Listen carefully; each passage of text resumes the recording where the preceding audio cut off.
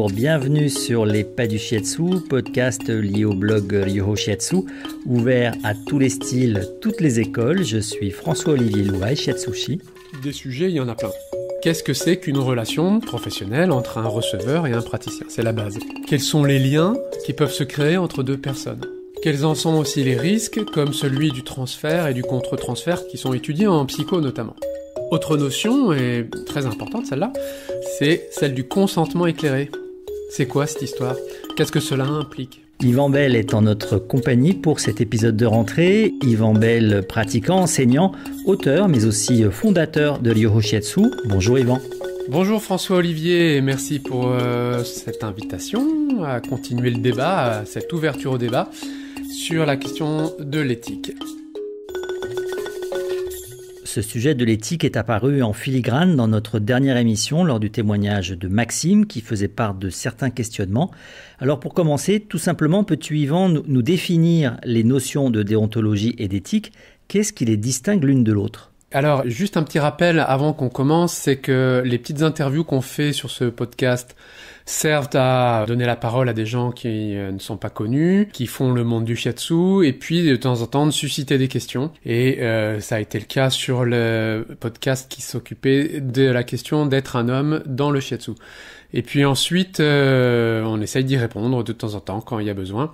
Et on fait un format un peu plus long comme maintenant, pour apporter un éclairage sur un point ou un autre. Alors, pour répondre directement à ta question, la déontologie, c'est l'ensemble des règles comportementales qu'on définit au sein d'une profession. Par exemple, si je suis dans le bâtiment, non, je n'ai pas le droit de mettre un coup de pelle à mon voisin de chantier. Voilà. C'est aussi simple, c'est tout bête. Et dans chaque corps de métier, dans chaque organisation professionnelle, il y a une charte déontologique que l'on doit lire. En shiatsu, c'est le cas. On doit non seulement la lire, mais on doit aussi normalement la signer et l'adopter. Partout, on retrouve presque les mêmes phrases d'ailleurs, quelle que soit l'organisation, comme le respect, la non-agression verbale envers un confrère ou une consoeur, par quelque moyen que ce soit. Et puis ce genre de choses, au passage, c'est une des raisons de plus pour adhérer à une des organisations nationales, car si on n'est pas relié, on ne peut pas dire qu'on est soumis à une charte déontologique. En fait, même si on jure sur ses grands dieux, qu'on est gentil, etc., en fait, ça ne fonctionne pas. Alors l'éthique, c'est un peu différent. L'éthique, c'est l'ensemble des concepts qui tournent autour du comportement humain, ou plutôt c'est le moyen pour comprendre pourquoi je ne dois pas faire ceci et plutôt faire cela. Alors ça dépasse la charte déontologique, qui est fondamentalement une liste d'interdictions en gros, mais concernant l'éthique, on fait plutôt appel à la réflexion presque philosophique parfois pour déterminer ce qui est bon et ce qui ne l'est pas, et aussi ce qui est dangereux ou non, à la fois pour le praticien comme pour le receveur. Alors d'abord on pose un constat, une question en général, et puis ensuite on le développe, puis on examine sous toutes les facettes cette question. Ensuite on essaye d'en tirer des conclusions, à la fois en regard avec ce qu'en dit la loi, mais aussi également avec les valeurs humaines fondamentales. Est-ce qu'un comportement est agressif, suspicieux, déstabilisant? Sommes-nous en train d'abuser une personne, ou bien d'utiliser sa fragilité ou son innocence? Enfin, voilà. Grâce à ces questions, on peut définir ce qu'est un cadre professionnel et puis rester dedans, surtout, ne pas déborder. Si un de mes clients est policier, par exemple, est-ce que je peux lui demander de ne pas mettre de PV à ma voiture? Non. On peut pas, ça a l'air bête, mais en tout cas, lui il est lié par son code déontologique et professionnel, et puis nous aussi, de ne pas abuser de notre situation pour faire des demandes d'intérêt direct sur notre personne. Et donc ça a l'air bête comme ça, mais toutes les questions en fait sont bonnes à poser dans ce cadre, parce qu'elles vont toucher à ce que nous sommes, consciemment ou inconsciemment d'ailleurs, et comme on le dit plus familièrement, ça va mieux en le disant, quoi, tout simplement. Bref, on met la lumière sur toutes les zones d'ombre de notre métier afin de rien ignorer. Tu l'as dit, tout le monde signe ou valide automatiquement une charte déontologique en adhérant à l'une des organisations nationales de shiatsu. Mais comment ça se passe pour l'éthique? Est-ce que c'est enseigné dans les écoles? Oui, alors là, ça dépend des écoles et de leur sensibilité à la question. Ça me semble important, car il y a tellement de détails à aborder. J'en discutais d'ailleurs récemment dans le Sud-Ouest, avec des enseignants qui me disaient que oui, au début, c'était pas vraiment un sujet, une question pour eux. Puis on en parlait vite fait à la fin de l'année. Puis petit à petit, ils se sont aperçus que c'était quand même important. Ils ont mis ça au milieu de l'année. Et enfin, là, ils m'ont avoué mettre ça d'emblée de jeu, en fait, très très rapidement, dès la première année. Tant on comprend l'importance du sujet et des enjeux qui sont derrière. Et ça, c'est tant mieux. C'est tant mieux parce que le plus tôt on peut sensibiliser quelqu'un à ces questions, le mieux on le prépare à la vie professionnelle. Il n'est pas forcément besoin de faire un cours à part entière d'ailleurs, et le nommer cours d'éthique, tout ça, ça fait un peu pompeux, ça fait peur souvent aux étudiants aussi. Mais aborder les différents sujets pendant les cours, c'est vraiment important. Il y a plein de moments d'ailleurs dans le cours qui s'y prêtent naturellement, mais parfois, pour certains sujets, il va falloir l'amener, il va falloir même déclencher la chose. Alors c'est intéressant donc de créer une situation de toute pièce et puis de faire réagir les étudiants en fait. On va les sonder d'abord, on va les questionner ensuite, puis après on explique un petit peu ce qui se passe, notamment au-delà des apparences. Tu pourrais nous donner un exemple d'exercice ? Oui, en tant qu'enseignant, un exemple, tu fais le receveur. Voilà, tu t'allonges et tu demandes à un élève de te faire un shiatsu, traitement du bras par exemple, voilà, peu importe. Ce qui est important en revanche, c'est que ça se fasse devant l'attention de tout le monde, toute la classe qui regarde. Et donc lui ou elle croit que c'est ça l'exercice. En fait, tout le monde croit que c'est ça l'exercice. Traiter le bras. Bon. Et tout le monde est donc concentré sur ce qui se passe. Et lorsqu'on est bien sûr, en tant qu'enseignant, que toute la classe regarde, à ce moment-là, on a un geste complètement déplacé. Par exemple, caresser le bas du dos, mettre la main sur la cuisse, un truc comme ça. Et alors là, il va y avoir un moment de surprise et d'incompréhension, et puis une réaction de l'élève. Ou pas d'ailleurs, des fois il n'y a pas de réaction. Et c'est tout aussi intéressant d'ailleurs à analyser. Et après, très très vite, on va dire, bon allez, on arrête l'exercice, et on dit à tout le monde, ah, ok, là, qu'est-ce qui vient de se passer ? Comment il ou elle a-t-elle donc réagi ? Qu'est-ce que vous auriez fait à sa place ? À votre avis, qu'est-ce qui est en jeu à ce moment-là ? Et après, on débat. Et on laisse chacun s'exprimer librement, de manière spontanée, à chaud. C'est important parce que c'est là que vont surgir tout un tas de discours, d'idées, de suggestions. Et cette question du débat, c'est aussi le moment où, pour avoir quelque chose à dire, chaque étudiant va avoir une question à se poser à lui-même. Et donc on engage un processus de réflexion sur le sujet. C'est vraiment important. On vient de semer une graine, en fait. Et ensuite, une fois que tout le monde a parlé, on va dire ce qui se passe, en fait. C'est-à-dire, dans l'exemple là, on commence par dire ce qui vient de se passer. D'abord, c'est grave. C'est pas normal. Et pourquoi ? Et surtout, qu'est-ce que cela implique ? Comment réagir le mieux possible ? Où sont les limites de notre réaction afin de rester professionnel ? Que faire si le receveur, le client, insiste, etc., etc. C'est un très très grand sujet en fait. En réalité, il y a un sujet à chaque fois qu'un praticien ou une praticienne sort du cadre professionnel, mais aussi à chaque fois qu'un receveur ou une receveur sort de cette espèce de contrat de séance. Et c'est plus fréquent qu'on ne le pense. En tout cas, on peut être sûr que cela arrivera forcément dans la vie d'un professionnel. Alors, autant être préparé et être armé à l'avance pour ne pas être déstabilisé.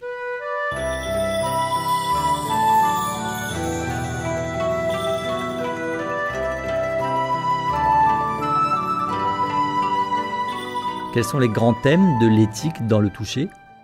Il y en a plein. À mon avis, la première étape, c'est de définir justement ce qu'est un cadre professionnel. Et ça, c'est vraiment, vraiment important. Que ce soit dans le shiatsu ou tout autre métier du toucher d'ailleurs. Grâce à ce cadre, on va rapidement pouvoir savoir quand on en sort et quand on est dedans. Et c'est pas si simple que ça, Les notions de droit, de loi, de respect de la personne, les limites de l'intégrité physique, psychologique, tout ça, ça intervient à la fois. Il faut être sacrément structuré et avoir un tout petit peu étudié ça à l'avance, à mon sens en tout cas. Bon, ensuite, pour répondre à ta question, des sujets, il y en a plein. Au pied levé, là, ce qui me vient, ce serait... Qu'est-ce que c'est qu'une relation professionnelle entre un receveur et un praticien ? C'est la base. Quels sont les liens qui peuvent se créer entre deux personnes ? Quels en sont aussi les risques, comme celui du transfert et du contre-transfert, qui sont étudiés en psycho notamment ? Autre notion, et très importante celle-là, c'est celle du consentement éclairé. C'est quoi cette histoire ? Qu'est-ce que cela implique ? Et comment traiter le rapport au pouvoir sur l'autre ? Parce qu'on a un vrai pouvoir sur le corps et aussi sur l'esprit de la personne qui vient recevoir. Qu'est-ce que je pourrais te citer? Quel est le positionnement du praticien par rapport au receveur? Est-ce qu'on sait tout et lui rien? Ou bien l'autre a son mot à dire ou pas? Ou au contraire, on inverse complètement la situation, nous on sait rien et lui c'est tout. Voilà, c'est différentes options qu'il faut étudier, travailler et puis réfléchir là-dessus. En fait, comment on peut équilibrer tout ça, ça me semble judicieux de se poser la question. Il y a aussi toute la question, là, très forte, du rapport à l'argent. On en veut ou on n'en veut pas? Comment on choisit le juste prix à ces séances? C'est une vraie question, ça. Et c'est pas juste une question économique, c'est aussi une question d'éthique. Et puis c'est quoi la sexualisation dans le toucher? Et si on fantasme, on fait quoi? Est-ce qu'on peut sortir avec un ou une de ses clients? Ou bien est-ce qu'on peut demander des faveurs professionnelles, comme je le citais tout à l'heure? Mon client, mettons, il est dans le BTP, bah ça tombe bien, je dois faire des travaux à la maison. Alors, j'en profite pour lui demander des facilités, ou pas? Et dans mon marketing, imaginons, je m'installe, je suis débutant, je veux me faire connaître, je veux avoir des clients. Bon, ok, c'est normal. Mais on fait comment son marketing? On y va franchement, on agresse, on casse les prix, on descend les collègues au passage. Tu vois, là aussi, il y a une question d'éthique. Et qu'est-ce qu'on fait? Qu'est-ce qui se passe quand un client ne vient pas? On le fait payer ou pas? Est-ce qu'on le reprendra plus tard s'il rappelle? Et la supervision dans tout ça, c'est important ou je m'en passe? Voilà. Plein de questions, là, j'en cite que quelques-unes vraiment à la volée. Mais ça va être au cœur de notre métier. Et ce ne sont pas des petites questions, c'est vraiment des questions fondamentales. Elles nous impliquent à la fois professionnellement et humainement. Alors croire qu'on peut être bon professionnel en fonctionnant au doigt mouillé, en testant le sens du vent, quand il nous arrive quelque chose, bah déjà c'est trop tard. Ou penser que parce qu'on médite tous les jours, on est dans le juste, non franchement non. Là pour moi il y a un problème. Ça peut s'avérer plus que dangereux, très hasardeux et derrière tous ces sujets en fait il y a à chaque fois un risque en fait. Il y a des enjeux et c'est ce qui va vraiment la connaissance de tout ça va vraiment être la différence entre un vrai professionnel et un amateur, au-delà de la simple technique. Hein.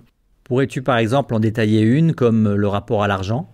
Oui, si tu veux. Alors, sans faire un cours détaillé, parce que ce serait trop long pour le podcast, on peut dire que sur le sujet de l'argent, on voit absolument de tout. Dans le milieu du toucher en général. Il y a des gens qui font payer très cher et d'autres pas du tout. Et entre les deux, il doit certainement exister une sorte de juste équilibre, j'imagine. Alors, l'argent, c'est une motivation de base dans notre société. Il en faut pour vivre. Alors, à ceux qui souhaitent ne pas faire payer du tout, moi je réponds ok, très bien, hein, le bénévolat, c'est super. Mais c'est quoi son moyen de subsistance par ailleurs? Parce qu'à la fin du mois, il va bien falloir payer les factures. Chaque jour, il faut aussi payer sa boîte de petits pois pour le dîner du soir. Enfin, je veux dire, sinon on va mourir, on va pas tenir. Alors, on a une maison, une voiture, une famille, avec des enfants en plus. La pression augmente très très vite sur ce sujet. Donc se poser la question du bon prix d'une séance de shiatsu, c'est important. Et puis il y a une question que j'ai entendue dans un autre podcast aussi, ça me fait penser à ça là, c'était que faire du massage et demander de l'argent ensuite, est-ce que c'est pas un peu de la prostitution? Waouh! Alors là, c'est vraiment une question hyper importante, hein, notamment de comprendre ce qu'on fait, pourquoi on le fait et comment on le fait. Et à partir de là, on aura des éléments de réponse pour être très très au clair sur ce sujet et voir que non, ce n'est pas de la prostitution, c'est un métier. Même si, dans le milieu de la prostitution, on le sait, hein, on sait bien, il y a des services de massage. Bon, mais est-ce que c'est vraiment du massage? Alors, c'est quoi les différences? Comment on se place pour que, justement, il n'y ait aucune confusion possible? À l'instant, je parlais des gens qui voulaient pas avoir d'argent, mais il y a l'autre extrême aussi. Il y a ceux qui veulent devenir riches avec ça.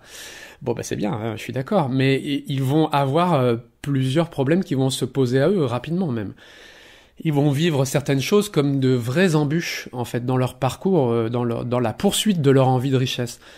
L'une d'entre elles, c'est l'irrégularité des rendez-vous. Et ça, c'est pour tout le monde. Parce qu'on n'est jamais sûr de rien dans ce métier. Et il faut être costaud et prévoyant pour faire face à cette question. Ensuite, le praticien qui cherche à devenir riche oriente son intérêt, son focus, moins, je dirais, sur la personne qu'il reçoit que sur son objectif, finalement. Il risque de perdre de la patience avec ses clients, il va être un peu rapide, un peu sec dans ses relations, et il va commencer à faire des additions dans sa tête, en fait.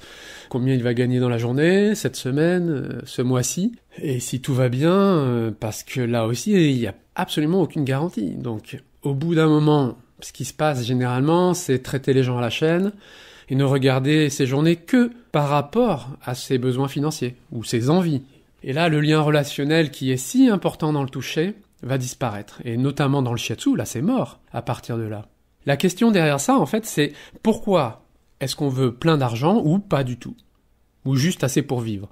Quels sont nos mécanismes conscients et inconscients, nos croyances par rapport à l'argent, nos schémas familiaux, nos projections et nos obligations réelles ou imaginaires? Si on n'est pas au clair avec soi-même sur ces questions, on risque pas mal de déconvenues et puis de frustration. J'ai vu d'ailleurs plus d'une fois des shiatsushi devenir aigris et finir par abandonner ce métier au final.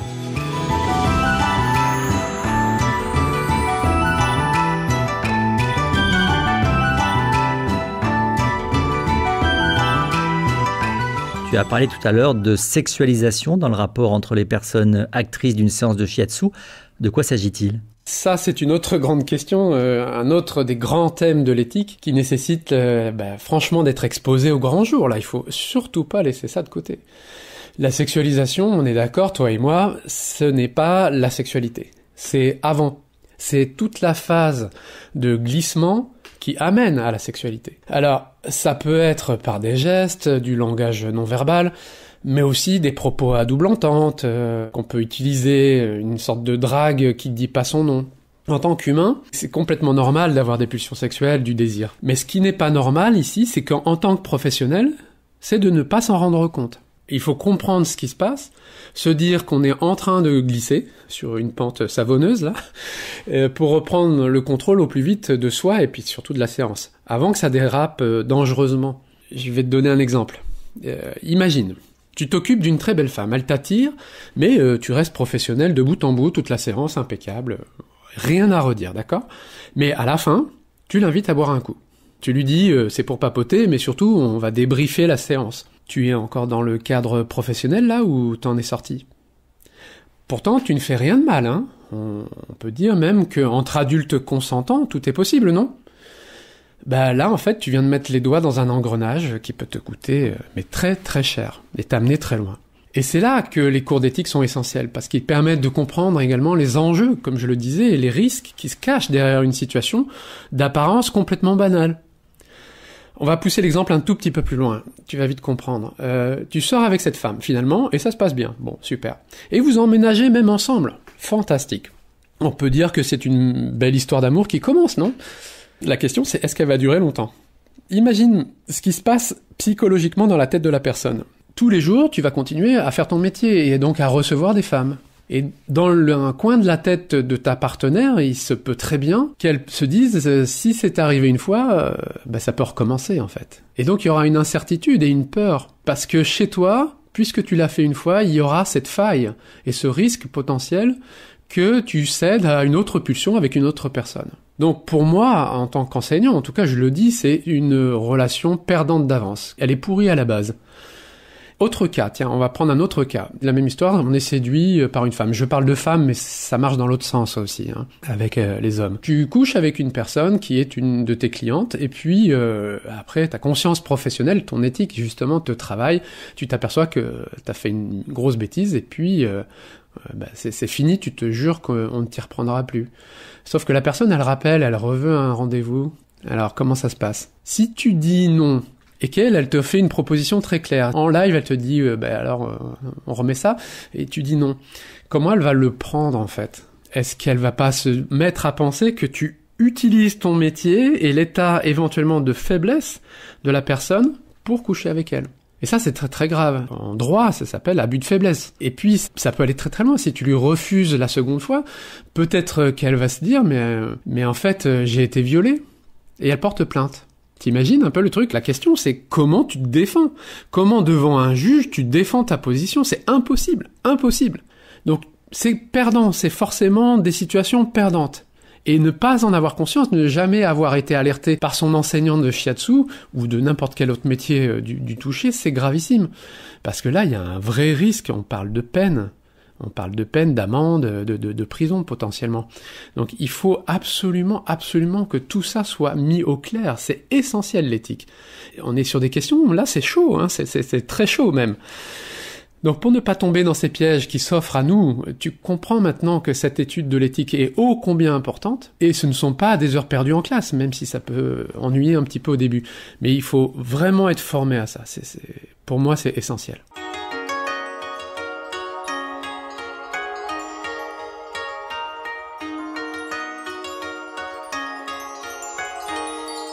Effectivement, le sujet n'a rien d'ennuyeux dès lors que les questions sont décomposées, examinées, expliquées.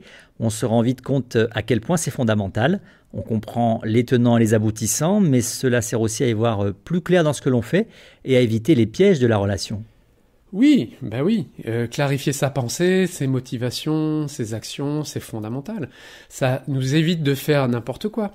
Je vois l'éthique non seulement comme un moyen de devenir plus professionnel, mais aussi, comme tu l'as dit, de se mettre au clair avec soi-même. En cours, j'adore faire cette matière en commençant par une première question aux étudiants, qui est là aussi très importante, c'est « Pourquoi voulez-vous toucher des gens ? Et en plus, en faire votre métier ? Non mais il y a un problème là. Qu'est-ce que c'est que cette idée ? C'est une drôle d'idée, non ? Eh ben, ça a l'air bête, mais c'est vraiment une question qui est au cœur de tout, de notre comportement, de nos désirs, de notre gestion des autres, enfin tout ce qu'on a abordé pendant ce podcast. Et ne pas se questionner sur ses motivations profondes, ça consiste à rester complètement dans le noir. C'est ne pas savoir pourquoi on fait ce métier. Avec cette question, d'ailleurs, il y a tout un tas de réponses qui sont vraiment très très sympas, parce que ça met l'étudiant en frontal avec lui-même. Alors, il faut pas forcément demander à ce que les gens répondent en live devant toute la classe. C'est plutôt une question qu'on va leur dire peut-être de réfléchir à la maison, et puis de la ramener par écrit, par exemple, pour que vraiment la personne puisse se livrer, sans avoir peur d'être jugé, en fait, par le groupe. J'ai noté quelques-unes des réponses. Je vais les partager, là. Première réponse. Je ne vais pas bien, alors je veux me soigner en m'occupant des autres. Ça, c'est un grand classique, hein. Je cherche n'importe quel boulot qui pourrait bien me faire vivre, mais comme je suis pas un intellectuel, j'ai choisi un métier manuel. Ça marche ? Bon. J'aime toucher des corps parce que je suis seul dans la vie. C'est un moyen de m'approcher de ce que je n'arrive pas à avoir, justement, dans ma vie privée. Réponse intéressante. Ou bien, je sens un appel à m'occuper des autres et de donner tout de moi pour sauver l'humanité. Allez, soyons vastes, ça s'appelle le syndrome du sauveur. Ça aussi, c'est un sujet à aborder, très intéressant. Je m'intéresse aux arts manuels orientaux, je voudrais en savoir plus tout en devenant un professionnel. Bon, ok. Je veux surtout gagner de l'argent, et puis franchement, moi, la complexité de l'être humain, je m'en fous, en fait. Voilà, etc., etc. Alors imagine la variété des réponses possibles et surtout ce que chacune d'entre elles va amener comme questionnement. Et ça, c'est génial. C'est absolument génial. L'enseignant est là pour guider et je dirais pour faire réfléchir individuellement chaque étudiant à toutes ces questions. Et puis il faut aussi savoir, en tant que prof, être délicat, hein, parce qu'il y a des sujets sensibles, comme je le disais, hein, c'est fondamental. Donc pourquoi on peut dire qu'on est ici au croisement de la psychologie humaine et de la philosophie ? Le plus difficile, c'est d'amener l'étudiant dans un état de totale honnêteté envers lui-même. Du côté du prof, zéro jugement par contre, zéro jugement de l'étudiant, d'où les précautions sur certains sujets. Et en revanche, profiter d'un travail individuel pour dégager des grands thèmes, aborder ça ensemble, sans citer la personne qui aura amené l'idée, et puis permettre à toute une classe de réfléchir, de discuter sur ces thèmes, ça c'est chouette, c'est très chouette, et puis c'est sain, c'est très sain. Là où ça percute généralement, c'est lorsqu'on fait des scénettes, un peu comme du théâtre, avec les étudiants, pour observer les réactions, expliquer les dangers. Ce sont des leçons qui vont rester, hein, comme toujours quand on fait des jeux, des mises en scène, ça reste beaucoup plus facilement que juste un cours théorique. Et puis une fois que le danger, les comportements inadéquats, les risques de procès sont identifiés, on peut vraiment et très vite voir un changement dans le comportement des étudiants. Et ben ça fait plaisir. Ça fait plaisir parce qu'on se dit qu'on n'a pas fait ça pour rien d'abord, et puis ensuite parce qu'on comprend qu'un pas de plus a été franchi dans la voie de construction de ceux et celles qui, un jour, seront futurs professionnels du shiatsu. Merci Yvan. Bah écoute, merci beaucoup de m'avoir offert cette occasion de parler sur ce sujet. J'espère que les auditeurs et les auditrices auront apprécié également et comprendront donc tout l'enjeu de cette notion de l'éthique en général et de la nécessité en tant que professionnel, mais aussi en tant qu'étudiant, mais aussi parfois en tant qu'enseignant, de suivre ces cours-là. À la prochaine. Merci, au revoir. Au revoir Yvan Bell, je rappelle que tu es l'auteur de L'Esprit du Shiatsu, paru aux éditions Chariot d'Or. Merci à toutes et tous de votre attention. On se retrouve prochainement, soit directement sur le blog Ryoho Shiatsu, soit à travers les plateformes de podcast. Elles sont diverses et la plupart d'entre elles nous référencent, y compris YouTube. Ces plateformes vous donnent la possibilité de vous abonner, d'éventuellement liker, commenter, mais aussi de partager pour faire connaître votre passion du Shiatsu.